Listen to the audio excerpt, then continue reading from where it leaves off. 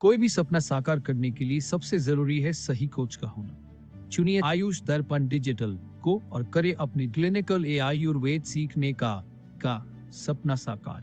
Download the app now.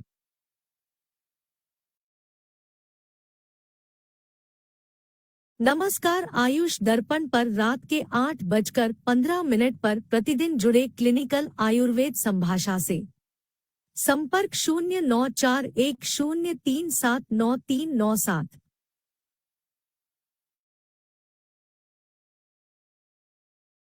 नमस्ते।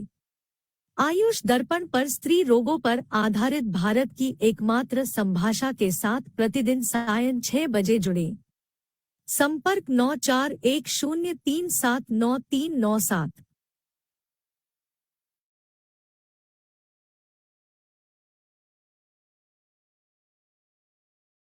यदि आप आयुर्वेद के सिद्धांतों को सही और सरल तरीके से समझना चाहते हैं, तो आयुष दर्पण के डिजिटल ऐप पर अनेक कोर्सेस उपलब्ध हैं, जैसे मर्म चिकित्सा, नाड़ी परीक्षा, डिजीज वाइज क्लिनिकल पंचकर्म, जाने अपनी प्रकृति को आदि।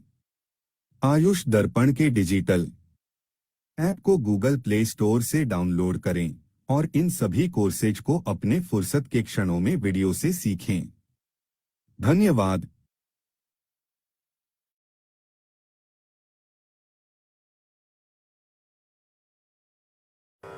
नमामि धन्वन्तरिमादिदेवं सुरासुरैः वन्दितपादपद्मं लोके जरारुभयमृत्युनाशं दातारमीशं विविधौषधीनां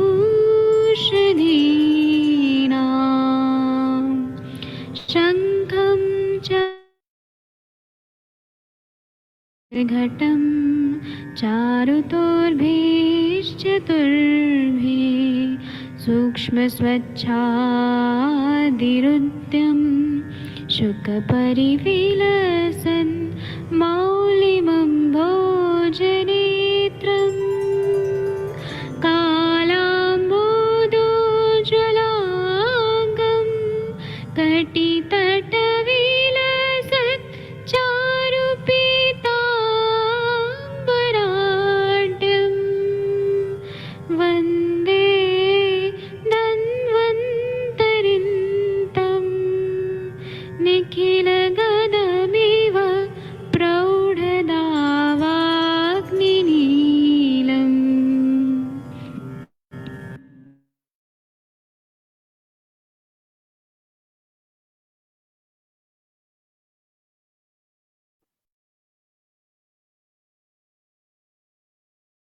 प्रणाम सभी लोगों को। मैं वैद्य अरविंद पाठक पुणे महाराष्ट्र से आप सभी लोगों का स्वागत करता हूं। सभी लोगों को कोटि कोटि प्रणाम करता हूं। आइए आज हम लोग क्लिनिकल संभाषण शुरू करते हैं। आप सबके सब भारत के सर्वश्रेष्ठ चिकित्सक हैं, सभी को मैं प्रणाम करता हूं। और हम लोग अभी कुछ वनस्पतियों पे बात करेंगे जो हमारा व्याधि क्षमत्व को बढ़ाता है, क्योंकि अभी क्या है कि बारिश का सीजन है और सर्दी जुकाम बुखार सबको हो रहा है। तो हमें अपना इम्यूनिटी को बहुत बूस्ट अप करके रखना है और खुद को भी रखना है, परिवार को भी रखना है और अपने पेशेंट लोग को भी रखना है। तो इसीलिए हम लोग कुछ कुछ दवाइयां, जड़ी बूटियां जो हमारे, वो हम लोग डिस्कस करेंगे, जो आप अपने पेशेंट लोग को देंगे तो उनका इम्यूनिटी बहुत अच्छा रहेगा, व्याधि क्षमत्व बहुत अच्छा रहेगा। इसी कड़ी में गुडुचि जो रहता है, गुडुचि सबसे अच्छा तिक्त कषाय प्रसादक रहता है, उष्ण वीर्यात्मक रहता है, मधुर विपाकी रहता है। गुडुचि जो है वो अच्छा उत्तम ज्वर हर बताया है और मेहर डायबिटिक पेशेंट जो रहते हैं उनके लिए भी बहुत अच्छा रहता है। और ये ज्वर को बहुत अच्छे से मेंटेन रखता है, मतलब टेम्परेचर को मेंटेन रखता है, ज्वर को दूर कर देता है। फिर आता है सारीवा। सारीवा मधुर रहता है, शीत वीर्यात्मक रहता है, मधुर विपाकी रहता है। ये तीनों दोषों का जो ज्वर होता है उसमें काम करता है सारीवा। श्वास कास में काम करता है, आम का पचन करता है, उसी तरह से यह विष को भी दूर करता है और रक्त का प्रसादन करता है। और सबसे मेन है सारिबा का कि यह रिसर्च होके पता चला है कि ये ऑक्सीजन लेवल को मेंटेन करता है और शरीर में जितना भी कचरा है, डेब्रिजेस, वायरस का और ब्लड सेल्स का, उसको ये साफ सफाई करता है और ये टॉक्सिसिटी को दूर करता है और ये एंटीऑक्सीडेंट है, एंटी थ्रोम्बोटिक है। इतना बढ़िया इसका सारिबा का काम रहता है। उसी तरह से मंजिष्ठा हम देखेंगे तो ये तिक्त कषाय रसात्मक रहता है। तिक्त मतलब कड़वा, कषाय मतलब कसैला, और मधुर रहता है। तिक्त कषाय मधुर रहता है, उष्ण वीर्यात्मक रहता है, कटु विपाकी रहता है। यह बहुत ही अच्छा एंटी इन्फ्लेमेटरी कंडीशन के लिए बहुत अच्छा उपयोगी रहता है और ये एंटी प्लेटलेट एक्टिविटीज इसका रहता है और ये ब्लड फ्लो को बहुत अच्छा मेंटेन रखता है। एंटी कोगुलेंट मेडिकेशन के रूप में मंजिष्ठा का प्रयोग हम लोग कर सकते हैं और ये क्या करता है कि विष को दूर करता है, श्लेष्मा को दूर करता है। श्लेष्मा के जितने भी विकार हैं जैसे कफ के, जैसे कि सर्दी, खांसी, जुकाम, उन सबको ठीक करता है। कुष्ठ को अच्छा करता है, स्किन प्रॉब्लम को अच्छा करता है, रक्त का शोधन बहुत अच्छा करता है। तो इसीलिए मंजिष्ठा का सेवन करेंगे तो हमारा रक्त धातु बहुत अच्छा रहेगा। इसी तरह से पुष्कर मूल, पुष्कर मूल कटु तिक्त उष्ण वीर्यात्मक कटु विपाकी रहता है। यह जो रहता है जिसको भी ब्रीथलेसनेस है, सांस लेने में तकलीफ हो रही है, सर्दी जुकाम है, उसके लिए बहुत अच्छा काम करता है। कास है, श्वास ज्वर है, तो ऐसे श्वसनक जो रहेगी, सांस भी फूल रहा है और बुखार भी आ रहा है।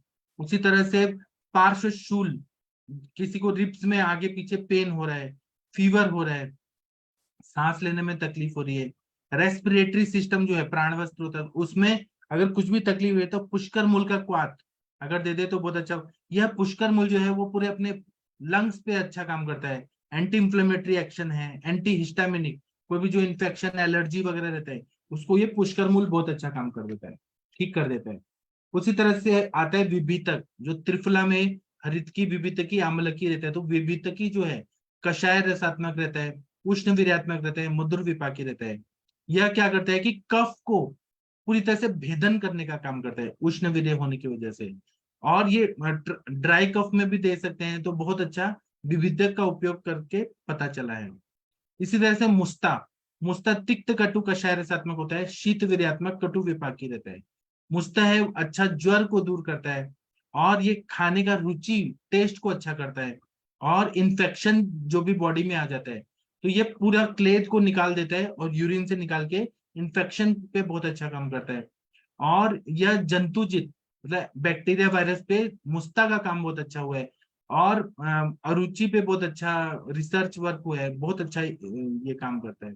फिर आता है अडुलसा, वासा। अडुलसा जो है तिक्त कषाय रसात्मक रहता है, शीत वीर्यात्मक रहता है, कटु विपाकी रहता है। अडुलसा जो रहता है यह क्या करता है कि आरबीसी डिस्ट्रक्शन को ये मतलब मेंटेन रखता है। आरबीसी डिस्ट्रक्शन 120 डेज में होना चाहिए, तो ये मेंटेन रखता है।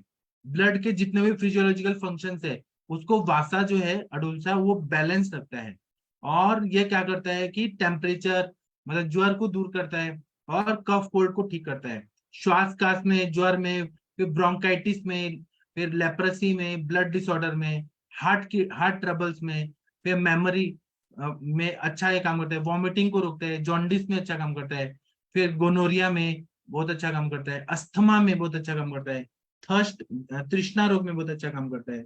फिर आता है पिप्पली। पिप्पली जो है वो कटु अनुष्ण रहता है, शीत वीर्यात्मक रहता है, मधुर विपाकी रहता है। ये कास में, अजीर्ण में बहुत अच्छा, अरुचि, श्वास, हृद पांडु रोग, कृमि, ये सब में बहुत अच्छा काम करता है। ये कफ में बहुत अच्छा काम करता है, जिसको स्वाद नहीं आ रहा है, लॉस ऑफ टेस्ट है, उसमें अच्छा काम करता है। इन्फेक्शन में अच्छा काम करता है। ये रेस्पिरेशन को अच्छा करता है, ऑक्सीजन लेवल को मेंटेन रखता है।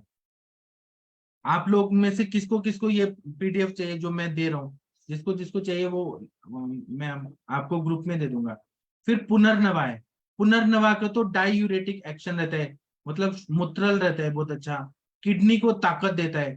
फिर ये टॉक्सिसिटी को दूर करता है और ये वेस्ट प्रोडक्ट सबको ये निकाल देता है।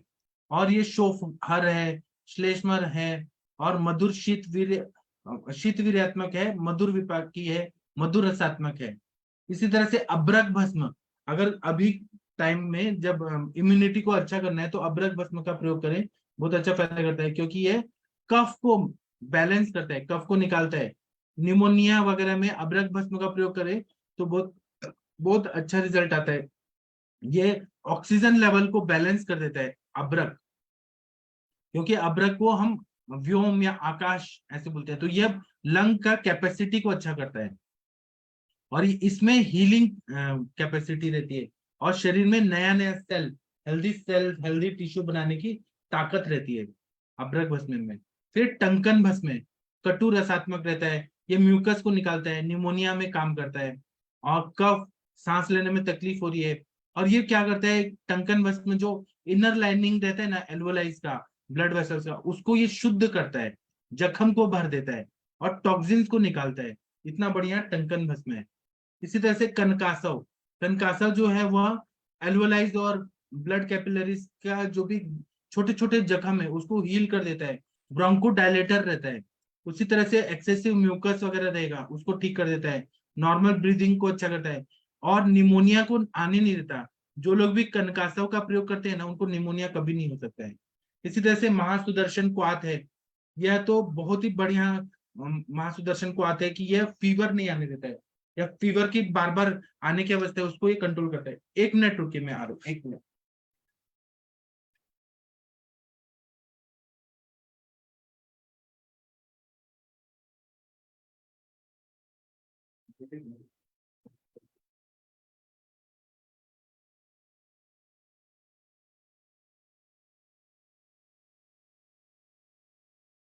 इसी तरह से अगर हम लोग देखेंगे तो लक्ष्मी विलास रस, महालक्ष्मी विलास रस, ये आप लोगों ने सुना होगा। महालक्ष्मी विलास रस ज्वर में बहुत अच्छा काम करता है। महालक्ष्मी विलास रस खांसी जुकाम इसमें बहुत अच्छा काम करता है। जो भी प्राणवस्त्र होता है रेस्पिरेटरी सिस्टम में, जो भी जख्म है खांस खांस के, उसको ये पूरी तरह से हील कर देता है और ऑक्सीजन लेवल को बहुत अच्छा करता है। कोरोना के टाइम पर भी आप लोगों ने आयुष दर्पण के लेक्चर सुने होंगे, तो हम लोगों ने महालक्ष्मी विलास रस का बहुत ज्यादा प्रयोग किया था। तो जिनका भी ऑक्सीजन लेवल कम हो रहा था, सैचुरेशन लेवल, वो सब बढ़ गया। तो ये इतना बढ़िया महालक्ष्मी विलास रस है। फिर रस सिंदूर, रस सिंदूर तो म्यूकस को निकाल देता है, नॉर्मल ब्रीदिंग को अच्छा करता है और यह ज्वर को दूर करता है, व्रण हर है, व्रण को हील कर देता है। उसी तरह से वरांगक क्षार करके एक दवाई है, ये म्यूकस को निकाल देता है, लंग्स एल्वोलाइक टिश्यू को हील कर देता है और ये क्या करता है, निमोनिया वगैरह नहीं हो देता है। और वरांगक क्षार गुल्म और प्लीहा रोग को दूर करता है। इसी तरह से ये सारी दवाइयां जो है ना, अभी अभी के टाइम पे अगर दे दिया जाए कंडीशन के हिसाब से तो बहुत अच्छा फायदा करता है। अभी जैसे कि आपके पास पेशेंट ऐसे आए बारिश के सीजन में जिनको ज्वर हो रहा है, 2-3 दिन में ज्वर आपको ठीक करना है, तो गुडुची, मुस्ताद, त्रिभुवन कीर्ति रस, महासुदर्शन क्वाथ, फिर उसके बाद में महालक्ष्मी विलास रस, ये आप दे सकते हैं। इसी तरह से किसी को खांसी आ रही है बहुत ज्यादा, आपको 2 दिन में ठीक करना है, तो आप त्रिभुवन कीर्ति रस का प्रयोग कर सकते हैं, कनकासव, फिर उसके बाद में पिपली, रस सिंदूर, ये सब का प्रयोग करें तो बहुत अच्छा फायदा होता है। अगर सूखी खांसी आ रही है और आप जल्दी ठीक करना चाहते हैं तो घी के साथ यष्टि मधु या अडुलसा का घी, मतलब वासाघृत या यष्टि मधु सिद्ध घृत या घृत के साथ दें तो बहुत अच्छा फायदा होगा। अगर कफ वाला आ रहा है तो बिभीतक जो है वो बहुत अच्छा काम करता है। अगर सांस लेने में तकलीफ है तो पुष्कर मूल, सारिवा, फिर मंजिष्ठा, अब्रक भस्म, टंकन भस्म, वरांगक क्षार का प्रयोग कर सकते हैं। और पूरा बॉडी में पेन हो रहा है, बॉडी एक हो रहा है, अंग मर्द हो रहा है, तो गुडुची का क्वाथ दे दें, केवल पूरी तरह से वो ठीक कर देगा। किसी को थकावट बहुत ज्यादा आ रही है, गुडुची का प्रयोग करें, बहुत अच्छा फायदा होता है। किसी को खाने में स्मेल नहीं आ रहा, खाने का टेस्ट नहीं आ रहा, अरुचि है, तो पुनर्नवा और मुस्ता इतना बढ़िया है, जीरा अजवाइन, इतना बढ़िया ये दवाइयां हैं, इनका प्रयोग करें तो बहुत अच्छा फायदा होगा। अब आप लोग कुछ कुछ केस वगैरह डिस्कस करना चाहते हैं तो करिए, मैं अनम्यूट करने का ऑप्शन देता हूँ। सर एक बार शॉर्टनेस ऑफ ब्रेथ में आपने क्या क्या बताया इसमें? पुष्कर मूल, सारिवा, मंजिष्ठा, वरांगक क्षार। हाँ 1 मिनट में बता रहा हूँ। पुष्कर मूल, सारिवा, मंजिष्ठा, अब्रक भस्म, टंकन भस्म और वरांगक क्षार। जी आपको ये चाहिए तो मैं आपको ये भेज देता हूँ ना। जी सर, जी सर, थैंक यू। PDF बना के भेज देता हूँ। ठीक है, और किसी को कुछ बोलना है, पूछना है, पूछ सकते हैं, बता सकते हैं। किसी को कोई केस डिस्कस करना है तो ईशुकांत जी आप 1 मिनट इधर आइए। अच्छा पहले कोई अजय जी आप कुछ बोलना चाहते हैं? वैद्य अजय जी कुछ बोलना चाहते हैं तो बोलिए, आपने हैंड रेज किया है। जी सर, चने पर जी बोलिए। जी, मतलब हम बच्चों को सिर्फ केजीटोन दे रहे हैं और वो भी दे रहे हैं, कृमि के लिए दोनों चीजें दे रहे हैं, टेबलेट और मतलब क्वाट, लेकिन उनको पूरी तरह से क्या मतलब 10% भी आराम नहीं मिल पाया सर, कुछ क्या भी थोड़ी हेल्प। एक बार उनको बच्चों को लेके आए ना, हम केस टेकिंग टाइप करते हैं। जी ठीक है, अभी लगते हैं, तब तक आप तब अभी तक 1 मैं मिनट। एक आप लोगों को पीडीएफ देता हूँ जो आप लोगों जी को सर। काम आएगा। मैंने जो अभी बताया ना, मैं कोई भी चीज छुपाता नहीं हूँ। जो भी मेरे पास अभी आप लोगों को मालूम नहीं, मैंने तो बहुत सारी किताबें मंगवाई हैं मराठी में, जो वृद्ध वैद्य लोग की हैं। वो मैं आप लोगों को उसका थोड़ा फोटो भेजूंगा रोज लेक्चर लेने के बाद। तो अभी मैं जो भेज रहा हूँ ना, आप लोग देखिए, अभी पीडीएफ 1 मिनट में आ रहा है आप ग्रुप में। सभी को एक काम आएगा जो भी मैंने बताया। फीवर में क्या देना चाहिए, कोल्ड में क्या देना चाहिए, ब्रीथलेसनेस में क्या देना चाहिए, काम आएगा आपको।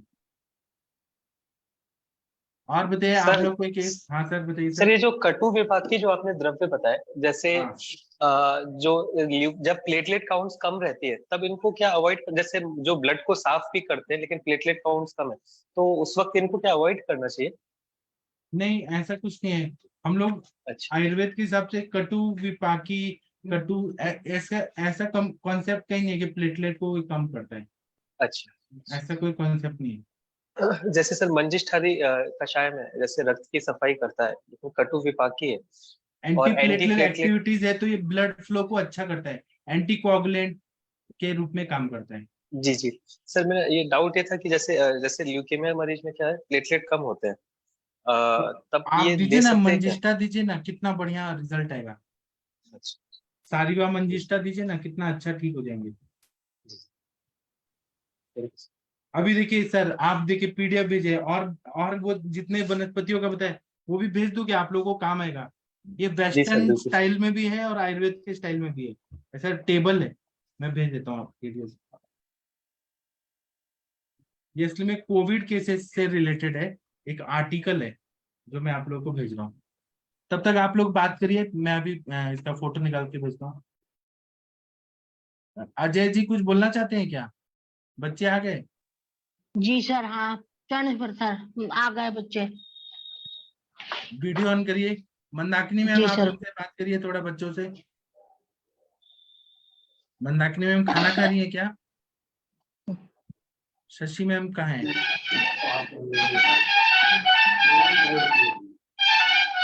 वीडियो ऑन करिए। सर मेरी मंदाकिनी आवाज आ मैम रही है? आ रही है, आ रही है। अजय जी अपना वीडियो ऑन करिए, बच्चों से थोड़ा बात करिए, प्यारे प्यारे बच्चे हैं। जी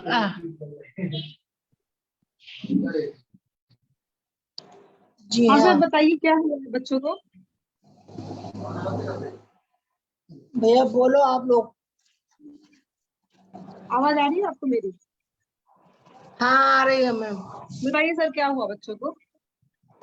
इनको मैम मतलब अभी भी खाना वाना खा नहीं रहे सही से।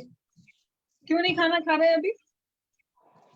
जी मतलब वो क्रीम कुठार रस भी दिया और मतलब वो भी दे रहे हैं, क्रीमी बटी और वो बिरंगा सब, और वो आपने बताया थी सिरप, वो भी दे रहे हैं। अच्छा, तो अभी इनको भूख नहीं लग रही है? कैसे आपको समझ में आ रहा है कि क्या कितना रोटी खा रहे हैं, कितना खा रहे हैं, क्या कर रहे हैं, बताइए मुझे। अगर इनको जबरदस्ती खिलाओ तो ये खा लेते हैं 1 या 1.5 रोटी, नहीं तो ये खाते नहीं मैम। कितने साल के बच्चे हैं ये? ये अभी 5 के नहीं हुआ पूरे। तो कितने टाइम खा रहे हैं 1 से 1.5 रोटी? पूरे दिन भर में। और कुछ नहीं खाते हैं रोटी के अलावा? रोटी के अलावा सर वो कुछ नहीं खाते हैं, केवल रोटी खिलाते हैं आप उनको? जी मैम। इसमें समझदार कौन है? उससे बात करना चाहूंगी मैं। कोई बच्चा मुझसे बात कर पाएगा आपका? जी मैम। हाँ, नाम बताइए जरा इन लोगों के। अरे आवाज क्यों ना आ रही इनकी? बेटा आप लोग के नाम क्या क्या है जरा बताइए, आप दोनों नाम अपने। बताओ बेटा। अनंत और अनंत है। आनंद कौन सा है इसमें से, ब्लैक वाला या ग्रीन वाला? ये अच्छा, ब्लैक वाले अनंत है और ये वाले अरहंत है। बोलने में कौन तेज है? बोलने में कौन तेज है? बराबर है दोनों। दोनों? अच्छा ठीक है, आनंद से बात करते हैं। आनंद बेटा, मेरी आवाज आ रही है आपको? अरे बैठ बात करो। आनंद मेरी आवाज आ रही बेटा आपको? बोलो।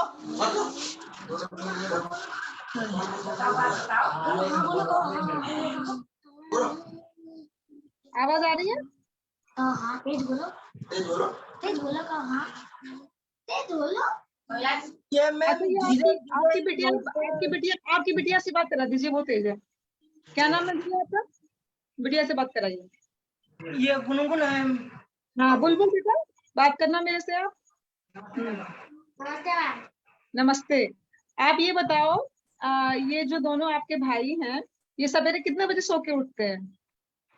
ये सुबह ऐसे 9-10 बजे सो के उठ जाते हैं। और सोते कितने बजे हैं रात में?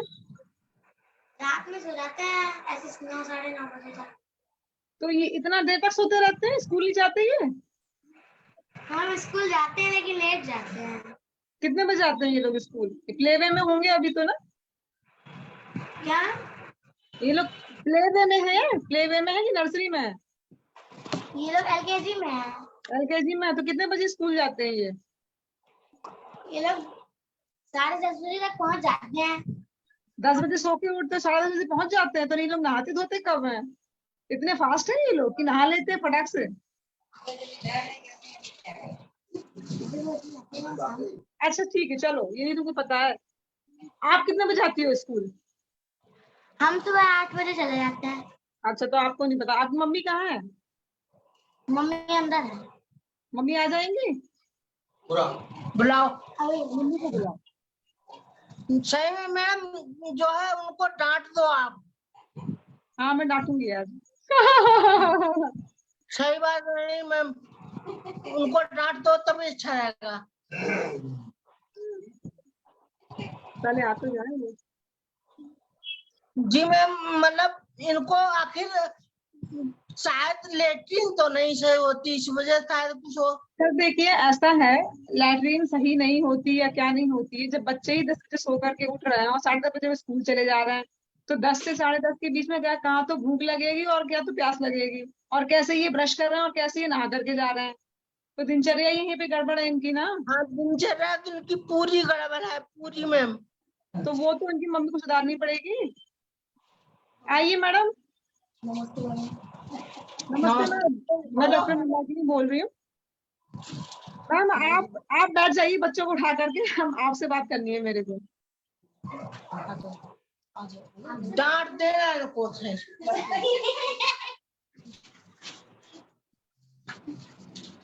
मैम सर की कंप्लेन है कि बच्चे आपके खाना नहीं खाते हैं, तो मैम ये बताइए कि आपके बच्चे दिन भर में कितना खाना खाते हैं और क्या खाते हैं? बस खाना ही खिलाते हैं इनको दिन में, और तो बाकी कुछ नहीं। सब तो कह रहे हैं कि 1-1.5 रोटी से ज्यादा खाते ही नहीं, दिन भर में केवल 1-1.5 रोटी खाते हैं। नहीं ऐसा नहीं है, एक बार में 1-1.5 रोटी खाते हैं, पूरे दिन भर में 1-1.5 रोटी नहीं, 1-1.5 रोटी एक बार में 1-1.5 रोटी है ना? टिफिन में ये बच्चे उठते कितने बजे सो करके? इनका कोई टाइम नहीं है, 8 बजे भी उठ जाते हैं, 6 बजे भी उठ जाते हैं, क्यों 7 मैम बजे ऐसा क्यों है? 7 बजे भी उठ जाते हैं, जैसे सोते हैं उसी के हिसाब से उठ जाते हैं। तो कितने बजे सुलाती हैं आप इनको अभी? लगभग सुला देते हैं, 10 बजे से पहले ही सुला देते हैं। तो अगर 10 बजे बच्चे सो रहे हैं तो कम से कम 7 बजे तो उठ जाने चाहिए, ज्यादा छोटे हैं तो। इतने छोटे भी नहीं है बच्चे, है ना, कि इनका टाइम रूटीन, अगर अभी से आप टाइम रूटीन नहीं इनका बनाओगे ना तो फिर नहीं बन पाएगा। या तो ये कह लो कि आपको काम करने में सहूलियत रहती है कि ये दोनों सोए रहेंगे तो मैं आराम से काम कर लूंगी, तो ना उसको थोड़ा सा अवॉइड करना पड़ेगा। सर की हेल्प ले लीजिए समझा दो इनको खाने के लिए। नहीं तो बच्चों, अगर सर की जिस तरह की कंप्लेन है उस तरह से, तो बच्चे अगर खाएंगे नहीं टाइम से और फिर ये जब उठते हैं 8 बजे तो फिर ये स्कूल कितने बजे जाते हैं? हाँ 8 बजे कभी कभी उठते हैं, नहीं तो पहले ही उठ जाते हैं, 7 बजे उठ जाते हैं। जैसे लेट हो गए तो 8 बज गए, इससे ज्यादा नहीं। तो इनको भूख लगती है सवेरे की नहीं लगती है? नहीं, सुबह सुबह नहीं भूख लगती है, सुबह नहीं लगती। सवेरे ये खाना कितने बजे मांगते हैं? मांगते ही नहीं है। खाना 10 बजे के बाद में ही खाते हैं, 10 11। और स्कूल कितने बजे जाते हैं? स्कूल स्कूल से लेट उठते हैं, असल में घर में ही स्कूल है ना, तो जैसे बाहर तो जाना नहीं है, तो अगर ये 8 बजे उठ जाते हैं तब भी स्कूल पहुंच जाते हैं 8:30 पे। नहीं तो मैम ऐसा है, घर में स्कूल भले ही हो लेकिन एक रूटीन बनाना पड़ेगा ना स्कूल का भी, है ना? तो आप तो पहले इनका रूटीन बनाइए ताकि ये समय से उठें और समय से स्कूल जाएं और समय से फ्रेश हो। ठीक है, घर की मुर्गी दाल बराबर होती है हर जगह, मुझे पता है। और नहीं अगर आप जाते हो ना तो बाहर डाल दो बच्चों को स्कूल पढ़ने के लिए ताकि इनका पूरा रूटीन बन जाए। आपके यहाँ पे कितने तक स्कूल है? स्कूल 8 तक है। तो मतलब बच्चे 8 तक ऐसे ही रहेंगे फिर? टाइम से ना उठेंगे, ना टाइम से जाएंगे, ना टाइम से खाएंगे, है ना? और उनको भूख जो है कम लगती है, ऐसा लगता है ऐसे। तो भूख क्या लगेगी मैम जब वो बच्चे टाइम से ही नहीं उठ रहे हैं? कभी 7 बजे उठ रहे हैं, कभी 8 बजे उठ रहे हैं, और फिर उठने के बाद क्या करते हैं? उठने के बाद ऐसे ही पॉटी करने बिठाया, अगर हुई तो हो गई, नहीं हुई तो फिर कोई बात नहीं, ब्रश व्रश कराया, वही सब तैयार किया, फिर स्कूल चले उस जाते हैं। 8 से 10 के बीच में कुछ नहीं खाते, चुपचाप बैठे ही रहते हैं, घूमते रहते हैं? ऐसा तो हो ही नहीं सकता कि सुबह बच्चे उठे और कुछ खाए ना। नहीं, जैसे इनको हम और कुछ देते नहीं है, जैसे बिस्किट वगैरह देते नहीं है, और हाँ। खाना सुबह ये लोग जैसे नहीं खाते हैं, दलिया वलिया कुछ बना दिया तो खा लिया, लेकिन इतना मन से नहीं खाते हैं सुबह हाँ सुबह। तो वो बच्चे नहीं मन से खाएंगे दलिया हाँ, वगैरह। कितने बजे खाते हैं दलिया? दलिया या चावल वगैरह खिचड़ी कुछ ही बना दो, और बिस्किट बिस्किट जैसे ये सब देते नहीं है, बिस्किट वगैरह दे दो तो कहते हैं कि इनको फिर जो है भूख इनकी चली जाएगी। अच्छा ठीक है, ये बताइए मेरे को सवेरे कितने बजे का नाश्ता होता है इनका? ये है कि दूध पी लेते हैं, दूध दे देते हैं, दूध कितनी बार सोते पीते हैं हैं दिन में? मतलब उठने से पहले ही दूध पी लेते हैं। दिन में दूध कितनी बार पीते हैं मैम? दिन में नहीं देते हैं दूध, दिन में बिल्कुल भी नहीं देते। रात में देती हैं? हाँ, रात को ही देते हैं, रात को खाना खाने के बाद एक बार, फिर ये सुबह उठने से पहले पीते हाँ हैं तो बस। बस इसलिए में टोटली 2 बार दूध पीते हैं ना बच्चे। तो एक बार बच्चा दूध पी लेगा तो 3-4 घंटे की गाड़ी तो ऐसे चली जाएगी, है ना? क्योंकि वो घर में ही पढ़ना है तो घर में ही रहना है, तो घर में ही होता रहेगा वो ना, बाहर जाते ही नहीं, खेलते ही नहीं होंगे वो तो। फिर उसके बाद दोपहर में खाना कितने बजे खाते हैं? दोपहर में लगभग इनका लंच हो जाता है, वही 11:15 पे जब लंच होता है तो हम उनके लिए लेके जाते हैं खाना या जो भी बनाया है अच्छा, सब। तो सुबह दूध पी के जाते हैं ना बच्चे? हाँ, वही दूध ही पी कर ही चले जाते हैं बस। कितने बजे आते हैं स्कूल? आपने बताना जरा, मतलब मुझे टाइम बताओ कितने बजे दूध पी के जाते हैं? 8 बजे का स्कूल है, तो जैसे अगर लेट हो गई तो 8:30 बजे चले जाते हैं, नहीं तो तो आप 8 इनको बजे। 8:30 बजे दूध पिला देते होगे ना, दूध पिला के भेजते हो? 8:30 के बाद में ही जाते हैं, 8:30 बजे कभी नहीं जा पाते हैं। चलो जो है लेकिन दूध 8:30 बजे पी लेते हैं ना? आप इनको समझा रहे हो। और फिर समझाऊंगी मैं, पहले मैं पता तो कर लूं। फिर 11 बजे खाना जब खाते हैं, खाने में क्या खाते हैं? खाने में जैसे सब्जी रोटी या दाल चावल या जो कुछ भी हमने बनाया तो वही खाते हैं, तो लेकिन मैम उतना मन से नहीं कितना रोटी खाते हैं मैम? खाते। एक एक रोटी खा लेते हैं, बहुत हो जाती है, समझ लो मुश्किल से खा हाँ एक लेते हैं। रोटी खाते हैं, इतने 5 साल के बच्चे एक ही रोटी खाते हैं, ज्यादा नहीं खाते। उसके बाद फिर स्कूल कितने बजे खत्म होता है, फिर कब आते हैं? हमें जबरदस्ती बहुत मुश्किल से करना पड़ता है, एक रोटी 1 घंटे में खिलाते हैं हम लोगों को, बस इतना थोड़ा अच्छा, सा। आप खिलाती हैं वहाँ क्लास में बैठ करके? हाँ, हम ही खिलाते हैं, ये लोग खुद खाते ही नहीं है, ये लोग। बच्चे फिर कभी नहीं खा पाएंगे अगर आप खिलाएंगी तो। बच्चों को बच्चों वाला माहौल चाहिए होगा ना। आप अपना लाड़पन छोड़ दीजिए, बच्चों को वहीं बैठा दीजिए जहाँ बच्चे खाते हैं, बच्चों के साथ में बच्चे खाएंगे। अगर माँ ही लेके आगे पीछे करती रहेगी तो बच्चे बिल्कुल नहीं खाएंगे। तो सबसे पहले तो आप अपना ये खत्म कर लीजिए मैम, है ना? अपना लाड़ प्यार जो है स्कूल नहीं घर में ही रखिए। उसके बाद बच्चे आते हैं तो फिर क्या खाते हैं? फिर स्कूल के बाद स्कूल में पूरा टाइम तो एक्चुअली दे नहीं पाते हैं, पूरा टाइम नहीं देते, लंच के बाद से पहले चले जाते हैं। हाँ जब भी आते हैं वो घर पे कितने बजे आते हैं, मतलब कमरे में कब आ जाते हैं आपके? 12 बजे आ जाते है मैम? हैं, पहले भी आ जाते हैं। कितने बजे? 12 बजे, 1 बजे? हाँ, 12 बजे, एक नहीं, 12 बजे आ जाते हैं। 12 बजे आ जाते हैं तो फिर कुछ खाते ही नहीं होंगे क्योंकि 11 बजे तो उन्होंने भी खाना ही खाया होता होगा। हाँ, तो फिर वहाँ 12 1 या 2 बजे कुछ खाते हैं क्या? वो असल में ये तो कभी बोलते ही नहीं ना कि हमें भूख लगी है, वो हम ही उनका ध्यान रखना पड़ता है कि अब तो 2 बच्चे बज फिर गया। क्या स्कूल से आके खेलते रहते हैं? हाँ, स्कूल आएंगे खेलते रहेंगे, ये नहीं कहेंगे कि भूख लगी है हमें कुछ खाने को दे दो। अगर भूख लगती भी है तो दूध मांगते हैं, खाना नहीं मांगते हैं। अच्छा, फिर उसके बाद आप क्या खिलाते हो फिर उसके बाद जैसे कि हमने हलवा बना दिया सूजी का या कुछ, या खिचड़ी बना दी दाल का, ये तो सब वो एक कुछ कटोरे से खा लेते होंगे ना? हाँ। अभी फ्रूट्स वगैरह कुछ नहीं खिलाते आप इनको? क्या फ्रूट्स, फल? फ्रूट्स तो ये खाते नहीं है, एप्पल खाते हैं, वो भी अगर डेली एप्पल खिलाओ तो नहीं खाएंगे। अच्छा, कभी कभी जैसे मिल जाए तो खा लेंगे। और शाम को क्या करते हैं शाम को? शाम को वही खाना खिला, मतलब इनको खिलाया जाता है। अच्छा, मतलब तीनों चारों टाइम, मतलब 2 टाइम खाना है, फिर 1 टाइम खिचड़ी है, सवेरे दूध है, फिर रात में फिर दूध पी के सो जाते हैं, रात में खाना नहीं खाते? रात में अगर खाना सही से हो जाता है तो फिर दूध देने की नहीं जरूरत पड़ती है, दूध फिर नहीं देते हैं। आपके हिसाब से क्या लगता है कि आपके बच्चे भूखे रह वो रहे हम हैं, अपने रहता है, जैसे अगर है ना? खाना कुछ आपके हिसाब से क्या लगता है मैम, बच्चे भूखे रह जा रहे हैं? नहीं, भूख नहीं लगा रहे हैं जैसे कि। कंप्लेन नहीं कर रहे कि हमें भूख लग रही है ना? हाँ, ये लोग खुद से नहीं कभी बोलते कि हमें भूख लगी है, चाहे हम पूरे दिन भर कुछ भी नहीं खिलाए, या जैसे नहीं खिलाए तो कोई बात नहीं, स्कूल में इनको लंच दे देंगे तो वापस आ जाएगा, लेकिन ये लोग खाना खाएंगे नहीं ना। हमसे ये कहेंगे कि हमें और भूख लगी खेलते है। कितना है मैम, खेलते कितना है ये लोग? खेलते ही रहते हैं, और क्या स्कूल जाने के बाद में इनका थोड़ी बहुत देर बैठा लो अच्छा, पढ़ने। मोबाइल टीवी मोबाइल वगैरह का है, एक्सपोजर है क्या? मोबाइल नहीं इन लोगों को मिलता है, मोबाइल नहीं है? टीवी कुछ नहीं, ऐसे ही खेलते हैं। अच्छा, बस आप मतलब आपको आपका कहना ये है कि इन्हें भूख नहीं लगती, बस यही बात है ना? हाँ, हमें तो ये लगता है ये हमसे खाना नहीं मांगते, खाना नहीं इनको, बस वरना इनको खाना नहीं पड़े वैसा काम करेंगे, बहाने बनाएंगे, भाग जाएंगे डरा धमका के, या फिर इनको के बाबा के खेल में इनको लगा के बाहर। आपकी जो बेटी थी वो खाना खाती थी मांग मांग करके इतनी इस उम्र हाँ, में? वो तो खाती थी। हाँ, वो बेटी है, वो तो उसके साथ ऐसी कोई प्रॉब्लम नहीं थी, वो हाँ। सब चीज खा भी लेती थी सब कुछ। इन लोगों के साथ ज्यादा दिक्कत होती है। अच्छा, इनके साथ ये दोनों जुड़वा हैं क्या? हाँ, दोनों ही जुड़वा है। अच्छा अच्छा, ठीक है मैम। तो अब इनको रोज पॉटी नहीं होती है और भूख नहीं लगती है, पर ये लोग खाना खा जा रहे हैं। एक दिन मैडम ऐसा है ना, इन लोगों को दिन भर जो है ना हल्की लाइट खिचड़ी पर ही रखिए, और इनको जो ये आप फ्रिक्वेंटली खाना दे रहे हो वो मत दो, केवल सुबह जो आप खाली पेट दूध दे रहे हो ना, है ना, वो भूख तो लगती नहीं इनको, दूध वो पी लेते हैं और दूध पचने में ही 3 घंटे लग जाते हैं। नहीं, दूध तो इनको जो है 6 बजे मिल जाता है, 8 बजे नहीं, सोते ही सोते पी लेते हैं ये लोग, दूध पीने के बाद ही, नहीं तो फिर तो ब्रश नहीं करते फिर सोते सोते कैसे पी लेते हैं? बोतल से ही पीते हैं, ये गाय का दूध पीते हैं।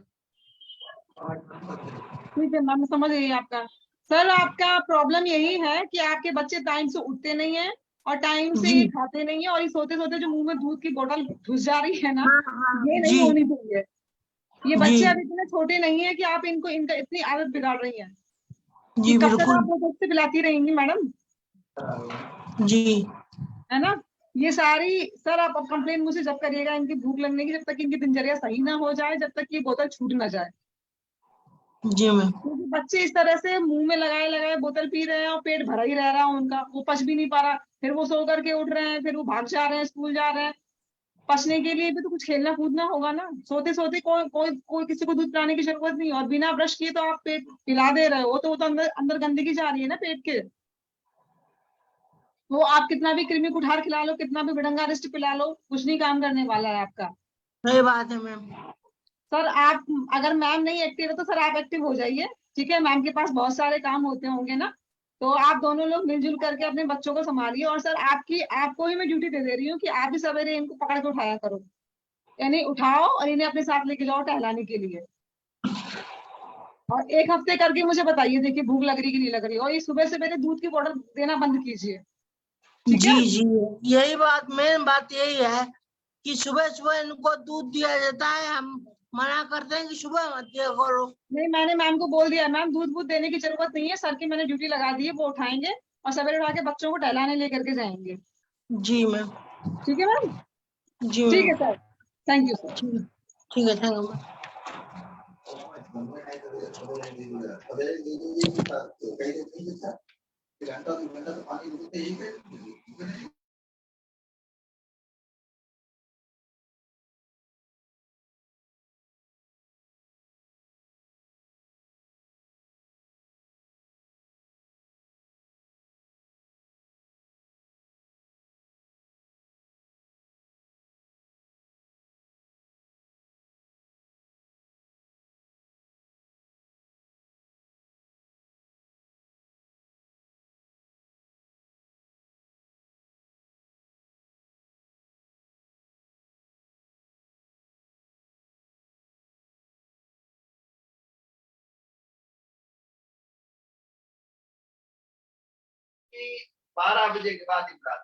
Hello,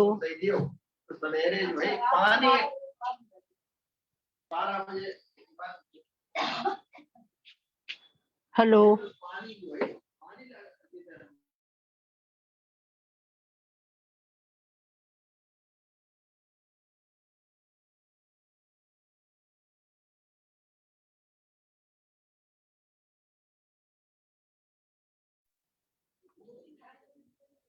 hello, hello. हाँ, आपकी आवाज आ रही है।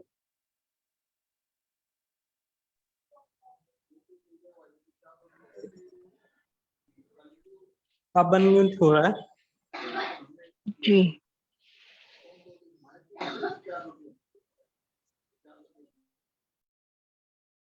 आप बोलिए, अनम्यूट हो रहा है, जिसको बात करना है कर सकते हैं। जी सर मैंने इनका बता दिया है। ये तो बच्चों का दिनचर्या अच्छा नहीं है और बच्चे सोते सोते ही दूध पी लेते हैं सर, यही इनका अच्छा, हेतु है। यही ठीक है। बात तो मैं भी बोलता हूँ, लेकिन हमने सोचा कि आप लोग इनको डांटते हैं, बस। चलिए, अभी किसी और को कोई पूछना है तो आप अपना केस शेयर कीजिए। कोई है हमारे वैद्य? लेकिन पैसा था ना उसके बाद। मैम वो मैंने उसमें वो डाला हुआ था अपने मतलब जीप का फोटो डाला हुआ था। जी सर। तो उसमें कुछ सर पूछ रहे थे मतलब कि क्या है कि मेरा जो टंग है ना मैम वो जुड़ा हुआ है नीचे से, मतलब जो आपका भाग है। हाँ, तो जी जी वो तो सर सर्जरी है ना उसका, तो बिना सर्जरी कैसे होगा? जी जी जी। तो मैम मेरे को कोई प्रॉब्लम तो है नहीं उसका अकॉर्डिंग मेरे को कोई प्रॉब्लम तो है नहीं मैम। ये आपका है? जी सर मेरा आपका जी है? मैम। जी जी आप जी मैम। तो आपको तो सर अच्छे से बोल रहे हैं, कोई प्रॉब्लम नहीं, तो फिर कहाँ क्यों क्यों उसके पीछे परेशान हो रहे हैं? नहीं नहीं परेशान नहीं हो रहे मैम, मतलब सर ने बोला था ना डॉक्टर जी ने कि इसको डाल देना आप मतलब ग्रुप में। मैम ने बोला था, सर मैम का नाम भूल गया मैं। तो उन्होंने कहा कि क्या ना सर मैम, मैं जब बोलता हूँ ना र बोलता हूँ तो वो ला सुन नहीं देता है, ऐसा अच्छा सर मोनिका बोल रहे मैम थे। ने बोला था मैम। अच्छा अच्छा। वैसे सर अगर आपको कोई हाँ दिक्कत नहीं मोनिका है ना, मैम, जी जी अगर जी। आपको कोई दिक्कत नहीं है तो कोई प्रॉब्लम नहीं है। लेकिन इसमें जैसे कि इसको जो बचपन में जैसे क्या होता है ना, इसको अलग करने का तरीका मैंने मतलब योग में देखा था, कि पढ़ा था मैंने जी योग में, कि वहां पे बचपन से ही बच्चों को कुछ एक धागा होता है शायद, उससे वो लोग काटते हैं ताकि वो जो जीभ होती है ना वो लंबी होके ब्रह्मरंध्र को टच कर देती है अंदर की ओर। लेकिन ना तो हम लोग योगी हैं ना कुछ है, तो उसमें फिर क्या कहते हैं कि ये तो ऑपरेशन से ही होना है। अगर आपको कोई प्रॉब्लम नहीं है तो ठीक है, फिर कोई प्रॉब्लम नहीं है। जी मेरा एक्चुअल में मेरे को डॉक्टर्स ने कहा मतलब ठीक से नहीं बोल पाएगा बच्चा, और क्या है मतलब जीभ जुड़ा हुआ है सब वो मानते थे मतलब। हाँ वो और साथ में मेरा जो उंगली भी थे मतलब हाथ में वो 12 उंगली थे मैम, हाँ मतलब छह उंगली थे मेरे हाँ हाँ मतलब हाँ हाथ में। हाँ तो सर्जरी करके डॉक्टर ने मेरे मतलब दोनों साइड की उंगली को भी निकाल दिया। हाँ तो ऐसा था मैम। तो फिर मैं बोलना जब शुरू किया तो घर में पता चला बच्चा बोल रहा है, ओके बढ़िया बोल रहा है। मैंने शास्त्रीय संगीत भी किया मैम, बीए भी किया वैसे संगीत में। उसके सर बाद हम कभी कभी कुछ ऐसा भी ऐसे बोलते हैं ना ऐसा भी बोलते हैं बस कुछ बच्चों में कि जिनकी ये जुड़े होते हैं वो समय के हिसाब से अपने आप धीरे धीरे खुलने लग जाते हैं। तो आपने सर तो इतना कुछ किया है, आप तो संस्कृत भी बोल लेते जी हैं, मैम, तो जी मैम। आपका तो सही है, कोई दिक्कत नहीं। ठीक है सर। मैम जैसे अगर ये टंग को जी थोड़ा सा सर, जी। धीरे धीरे शनै शनै अलग करना है तो क्या शार्प धागा यूज कर सकते हैं क्या? सर ये मुझे हल्का नहीं हल्का पता 6 है, महीने 6-9 शार महीने? धागा मुझे नहीं पता है। मैं तो अच्छा योगा में मैंने पढ़ा था, तो उसमें जैसे बचपन से ही चालू होती है क्रिया। उसमें पहले एक दिन कोई धागा होता है, ये पता नहीं कौन सी पत्ती होती है, उससे करते हैं। उसके बाद वो लोग हल्दी का लेप लगा देते हैं, फिर अगले दिन धीरे से, और वो भी एक बार में नहीं करते, ये इनका इनका जो 6-9 प्रोसेस महीने में होता है। धीरे धीरे हाँ, अरे वो धीरे धीरे। महीनों सालों लग जाते हैं करने, तब तक वो जीभ का जो टिप ऑफ टंग है ना अंदर मोड़ेंगे, वो सीधे ब्रह्मरंध्र तक पहुंच जाती है। वो पता नहीं कौन सी वाली, अब तो मुझे याद भी नहीं आ रहा, वो कोई मैम ऐसी एक्चुअली क्रिया मैं है। मैम ये मैं करना चाहता था। मैं ना जब कोलकाता में था तो वहां पे मेरे को एक बाबा क्रिया योग में जो खेचरी लगा लेते थे, उन्होंने मेरा ही हाँ, अंगूठा पकड़ के खेचरी मुद्रा के लिए उन्होंने एग्जैक्टली। मेरा अंगूठा पकड़ के मेरी टंग को इतना काटा था कि एक दिन में, मतलब हल्का सा, उनको पता था मुझे कि कितना चलाना है। और जब वो टंग कटी मेरी, फिर उन्होंने बोला कि ऐसे तो मैं रोज काटनी होगी। फिर मैं काट ही नहीं पाया उसको, बस एक ही दिन नहीं, पर कटी वो थी वो। सर और बचपन से जब होती है ना तो वो मालूम नहीं पड़ती है ना। तो वो मालूम नहीं, अब इस एज में काटेंगे ना आपकी तो दर्द बहुत ज्यादा होएगा।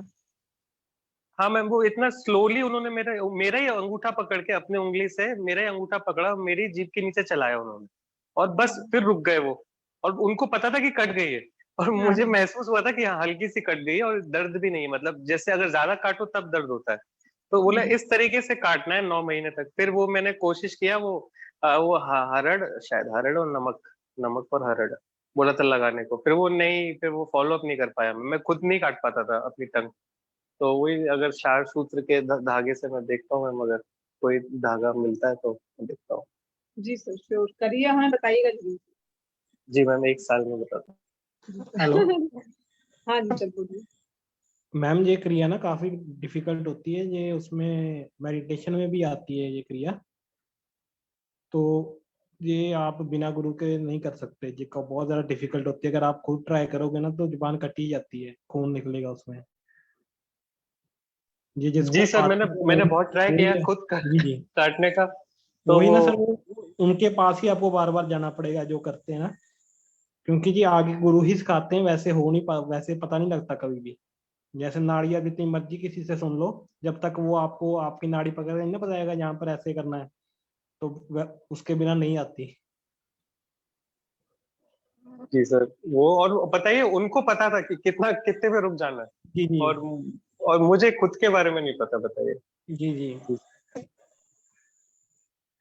वे तो सर ये ना असल में मेडिटेशन की एक टाइप है, उसमें कहते हैं कि जो नीचेला आपका जैसे ज्यादा कट बना हुआ है ना, वो पूरा काट देते हैं एंड तक।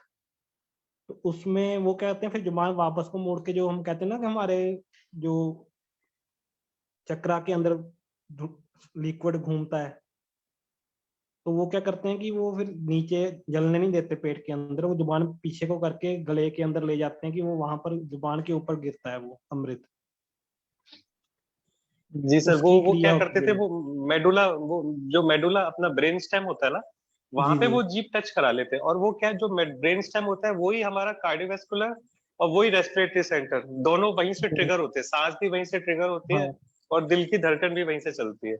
और हाँ मैं सोचा गप्पे हैं ये। जब मेरे सामने किया ना उन्होंने, तुरंत जीभ ले आके अपने किया और उनकी सांस रुक गई। अब जी वो जी, आंखों वही देखा ना हुआ है, तो वहां तक वो जीभ, उनकी जीभ भी नीचे, जब जो अपनी जो दाढ़ी जहाँ पे आती ये थी उसके मेडिटेशन नीचे की सर तक आ एक जाती टाइप है, थी। इसमें वो तांत्रिक जी भी कहते हैं इसे, इसलिए सर उनको आता होता है। जी, 70 साल के थे, बहुत एक्टिव थे सर, तीस जी जी चालीस साल के। सर, उसमें आपकी एजिंग स्लो हो जाती है बहुत ज्यादा उस मेथड से। जी सर, शायद सांस कम हो जाती है, ये तो जी भगवान जाने। जी, जी ओके सर। अगर आपको ठीक सर है, वो अभी मिल जाए तो उससे करवा लेना, बहुत अच्छा रिजल्ट मिलेगा। तकदीर सिंह सर, आप कोई केस बताइए सर। मैम केस अभी कोई पेशेंट आ नहीं रहे हमारे यहाँ, मौसम बहुत खराब है, बारिश बहुत ज्यादा हो रही है 3-4 दिनों से। अच्छा, मैम, ठीक है। हाँ जी सर, हाँ मैम आज बोलिए। आज एक लेडी आई थी, 38 ईयर था, जी प्रीमेनोपॉजल, जी। First delivery girl child 11 year normal है, जी। और सेकंड उसका मिस हुआ 3 मंथ में, और उसके बाद वो डीएनसी के बाद से प्रेगनेंसी नहीं रही है, और जब डीएनसी हुई उसके 1 महीने के बाद ही उसको चिकनगुनिया का इन्फेक्शन हो गया था। तो उस टाइम इन्फेक्शन वो ज्यादा था, तो उसने बहुत स्टीरॉइड वगैरह लिए। वो बोल रही थी वो फाइल नहीं थी उसके पास। तब से आज तक उसने इतने सारे रिपोर्ट सेकेंडरी इनफर्टिलिटी के लिए वो रेफरेंस से आई थी। मैम जो AMH पहली भी वो डीएनसी था। हुई थी वो, मैम जो पहली डीएनसी जो 2 हुई हैं वो पर्पसली की गई हैं या मतलब अपने आप खराब हो गई थी? नहीं, उसने बोला कि मैं गिरी और ब्लीडिंग स्टार्ट हो गया, और एक ही करवाया है डीएनसी तो उसने गिरी और हो गया, ऐसा बोली। और वो 2018 में हुई थी। उसके बाद से वो कितनी सारी ट्रीटमेंट ले रही है, और हार्मोनल ट्रीटमेंट की वजह से भी उसको स्किन रेशेस स्टार्ट हो गए, और सिर पे जैसे ही थे। उसने फोटो दिखाया तो था नहीं, तो बोले वो हार्मोनल बंद करवा दिया। अब और कोई ऑप्शन? मैंने कहा ऑप्शन तो है, पहले एक हस्बैंड का रिपोर्ट करवा लो। AMH 0.9 था, और बाकी के रिपोर्ट नॉर्मल थे, पर उसको वो ग्रहणी दृष्टि तो थी, उसको वो बता गैस एसिडिटी वो तो हो रही है। तो मैम आप क्या सोच रहे हो इसको, मतलब आपको क्या लगा कि क्या करना चाहिए इसमें हमें? हाँ, पहले तो पंचसिक दाढ़ीमारी और रसपाचक दे के ही उसका, और अनुलोमन दे के उसका दीपन पाचन ही करना मैम क्यों पड़ेगा। नहीं आप प्रॉपर विरेचन दे रही हैं? विरेचन पहले पाचन तो स्टार्ट करूँ इतना। हाँ, दीपन पाचन विरेचन तो करके ना करवाती हूँ, दीपन पाचन तो प्रॉपर। करूँ, क्योंकि वो हाँ। डाइजेस्टिव इश्यू वाली है, तो घी थोड़ी पचा पाएगी तुरंत, चौथे 5वें दिन से चालू करेंगे तो।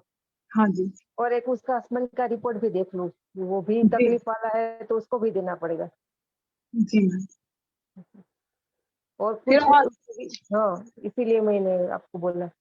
जी, और क्या सोचा मैम? फिर आपने सेकेंडरी इनफर्टिलिटी है और ऐसे मिसकैरेज है, तो हाँ, विरेचन। मिसकैरेज है तो वो गिरी है, और है वो, और तो कोई तकलीफ नहीं, पर वो डीएनसी हुई है तो एंडोमेट्रियम तो उसका बिगड़ा है, तो फिर उसका तो हाँ बस्ती ट्रीटमेंट करना ही पड़ेगा। मैम पीरियड्स वगैरह नॉर्मल है उसके, रेगुलर? हाँ, नॉर्मल है, रेगुलर है वो। 28 डे का साइकिल है, और कोई तकलीफ उसको मेंसेस में भी नहीं है। हाँ, तो फिर तो सही है ना मैम, आपका तो मतलब ओव्यूलेशन भी हो ही रहा होगा टाइम से, बस कंसीव नहीं कर पा रही है ना ये भी हाँ टाइम। हाँ, वो लास्ट ईयर का ओव्यूलेशन का रिपोर्ट भी नॉर्मल था। वो सिर्फ उसको इंजेक्टेबल से रप्चर करवाया था, बाकी सब नॉर्मल था। एंडोमेट्रियम थिकनेस भी नॉर्मल है, फिर भी वो कंसीव नहीं हो पा रही थी, इसलिए मैंने तो सोचा कि उसमें और कुछ विचार कर सकते हैं। नहीं मैम, आपने जो सोचा है वो तो बहुत अच्छा सोचा है, और इसमें मुझे तो नहीं लगता, क्योंकि केस भी अच्छा ही है और मतलब इतना कॉम्प्लिकेटेड नहीं है, तो आप जो सोच के एलोपैथी वालों ने कितनी सारी हार्मोनल पिल्स दे रखी है मैम। हाँ कि वो हाँ 2018 में जब वो उसका जो फाइल था ना, उसमें तो पीसीओडी की तरफ भी जा रही थी जी। वो इतना वो मेटफॉर्मिन और ये इतनी सारी मेडिसिन उसने दी थी हार्मोन की। तो फिर अभी तो नॉर्मल रप्चर हुआ है, वो रप्चर सिर्फ नहीं हुआ है, बाकी नॉर्मल है उसका। 1 साल से रिपोर्ट ओव्यूलेशन वगैरह नहीं करवाया है, क्योंकि एक गायनेक ने उसको बोल दिया कि अब ये सारी ट्रीटमेंट तुम्हें नहीं करानी है, जब IVF करना है तभी आना, हार्मोन अब तुम्हें नहीं दे सकते, तुमने इतनी हार्मोन साइकिल ले ली है। जी मैम, हम और भी हमारे वैद्यों से ओपिनियन लेते हैं।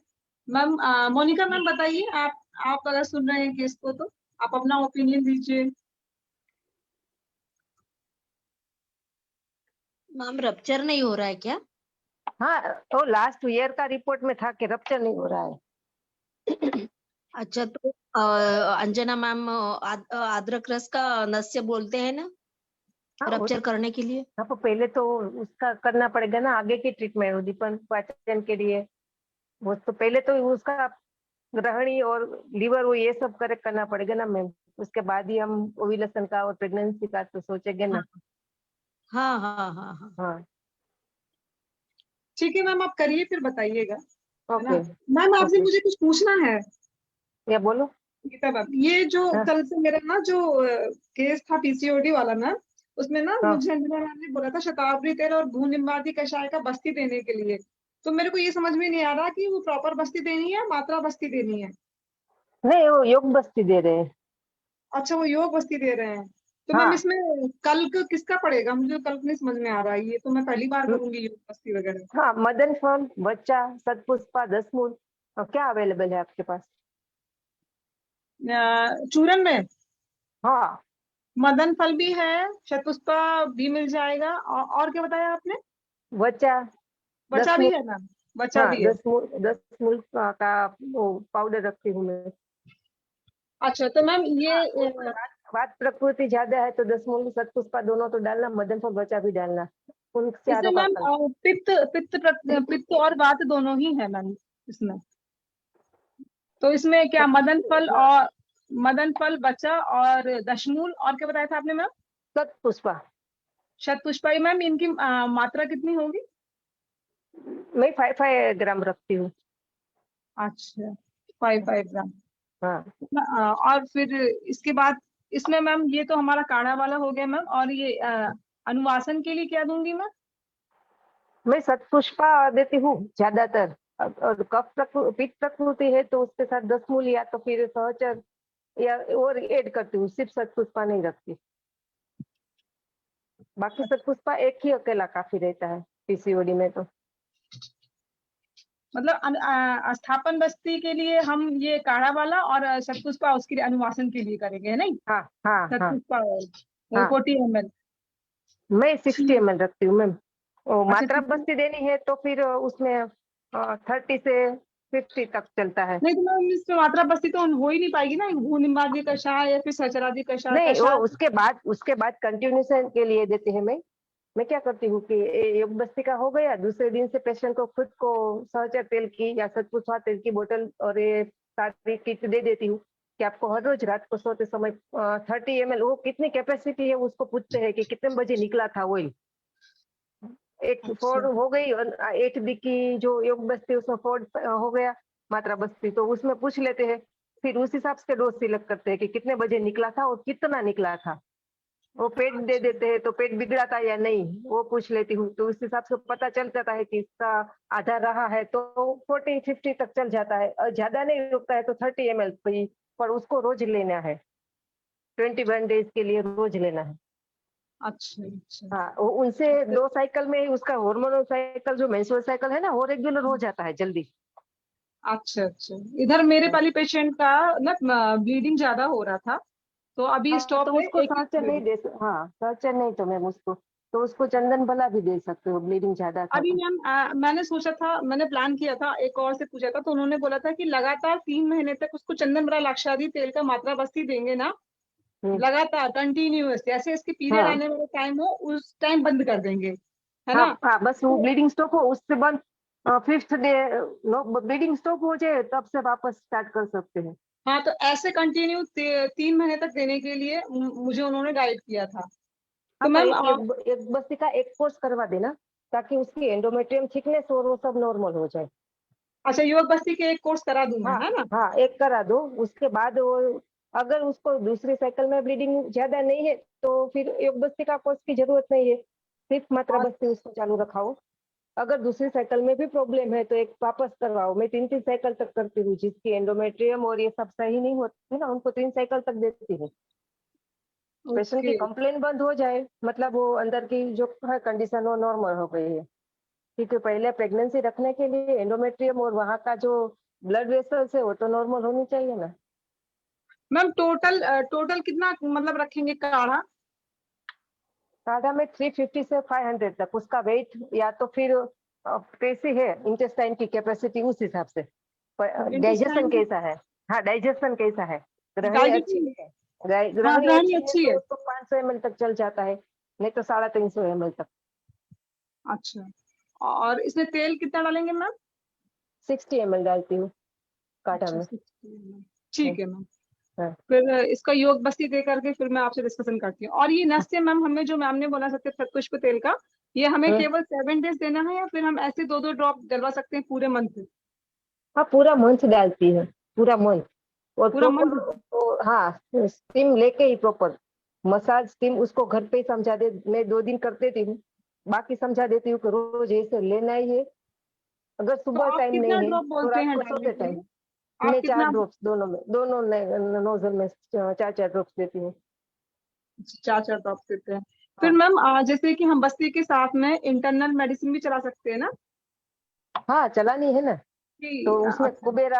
कुबेराक्स का रिजल्ट अच्छा है। जी मैम। पाचक, कुबेराक्स, आरोग्यवर्ती, रसपाचक, ये जी कुकुट नकी गुगड़, क्या इसकी क्या साथ में क्या और तत्व है दोस्त की वो, और इनको मैम पितवाली है ना, तो उसको शुद्ध शेखर भी आपको देना पड़ेगा। क्या और देना पड़ेगा? शुद्ध शेखर भी देना पड़ेगा, पितवाली है ना तो। हाँ जी हाँ जी। हाँ, और धनिया जीरा का फांट। धनिया जीरा का फांट। हाँ जी हाँ, मैम। वो अगर पी सके तो वो उबाल के पूरा दिन रही, भले 1 की चम्मच धनिया जीरा जाए पर सादा पानी नहीं। पूरा दिन तो खाना खाने के बाद भी यही पी सकते हैं ना मैम? हाँ हाँ, कभी खाओ, आधा घंटा को तो बोलते हैं ना कि आधा घंटा पहले और आधा घंटे के बाद में नहीं, पर वो सादा पानी ना पिए तो अच्छा है। या तो फिर हाँ, काली द्राक्ष या तो गुलकंद, ऐसे कुछ दोपहर के बाद का जो एक बार है तो कोई चेंज के लिए वो दे सकते हैं।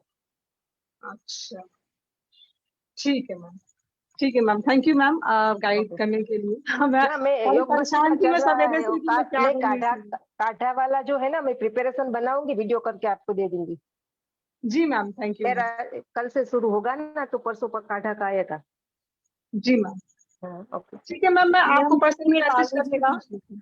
गीता मैम, है हाँ, ग्रुप में डाल दीजिएगा ना। ओके ओके, डाल देती हूँ। Thank you. अच्छा मैम, थैंक जैसे यू। हम ये मात्र बस्ती देते हैं या फिर जब क्वांटिटी बढ़ाते हैं और तेल की दे रहे हैं, तो मैम इससे पित्त का प्रकोप नहीं होता है? जैसे मैंने खुद को बस्ती दी थी मैम, जैसे शीर वाला की 30-50, नॉर्मल शीर वाला, सर का नहीं, जो नॉर्मल शीर वाला आता है खरपा की, थोड़ा सा कभी सहचर एरंड का, तो मैम वो थोड़ा सा पित्त का ऐसा जैसे उष्णता अंदर जैसे बढ़ जाती थी, अभी एक दिन में नहीं, जैसे 7-8 दिन बाद इस तरीके से। सहचर से ना, सहचर से। सहचर एक दिन ज्यादा, शीर वाला ज्यादा यूज किया था मैम। क्षीर वाला से क्यों पित्त बढ़ेगा सर? क्षीर वाला से तो नहीं बढ़ता है पित्त। तेल मैम, हाँ रोज नहीं बढ़ेगा सर, नहीं पित्त क्यों बढ़ता। बढ़ेगा? सर खाने में उस टाइम जब बस्ती चालू होती है ना, तब वो खाने में परहेज रहती है। तब हम ये जो जी मैम, पंचकर्म जी की मैम। परहेज है ना, वो भी उसको बोलते हैं कि वो नहीं लेना है कुछ भी परहेज, खाने पीने की, वो आहार विहार दोनों परहेज होती है, तो उसमें आपने कुछ गड़बड़ी की होगी। मैम जब जब बस्ती लेता हूँ तो ऊपर से कुछ नहीं लेता मैम, क्योंकि वायु उल्टी चलती है उसमें, तो ऊपर से कुछ अरे नहीं डॉक्टर लेता साहब, जब तक मात्रा लॉक बस्ती रहता है खा भूख। करके ही लेनी होती है ना, तो आप खाली पेट तो नहीं लेते? नहीं मतलब भूखा नहीं रहता, ना ही पेट भरा रहता है, जब मतलब स्टमक खाली रहता है तब। स्टमक खाली रहता है मतलब, तो स्टमक को में ही तो रखना है, ताकि वो ऊपर से वो फिर ऊपर की ओर ऐसे डकार वगैरह ना आए। खाली पेट नहीं रहना चाहिए ना इसमें मात्रा बस्ती में। हमें तो मात्रा बस्ती ऐसे ही बताया गया है कि कुछ खा करके ही देना होता है। ये नहीं कि चाय पी लिया या दूध पी लिया उसके बाद दिया, खाना जरूरी होता है इसमें सर। आप देख लीजिएगा ना सर, कोई हाँ हाँ लिक्विड। हाँ, भूखे पेट मात्रा बस्ती नहीं देते, या तो फिर सुबह देते हैं नाश्ता के बाद, या फिर 4-5 बजे मैं देती हूँ, दोपहर का खाना हुआ है 2 बजे तो, या फिर रात का खाने के बाद बोलती हूँ। और आपका रुकता कितनी देर है सर, वो भी डिपेंड करता है ना, कम से 12 कम 6। घंटे 12 घंटे के आसपास। हाँ तो अच्छा है ना फिर सर, फिर तो कोई दिक्कत नहीं, पित्त नहीं बढ़ता है उससे। और भी कोई रीजन हो सकता है सर, आपका आहार विहार विहार वगैरह, जैसे आपका स्ट्रेस है, दिन भर काम करना, वो सब भी मायने रखता है ना। अच्छा ठीक है। जी थैंक यू सर। और हमारे किसी वैद्य को कोई कुछ पूछना है?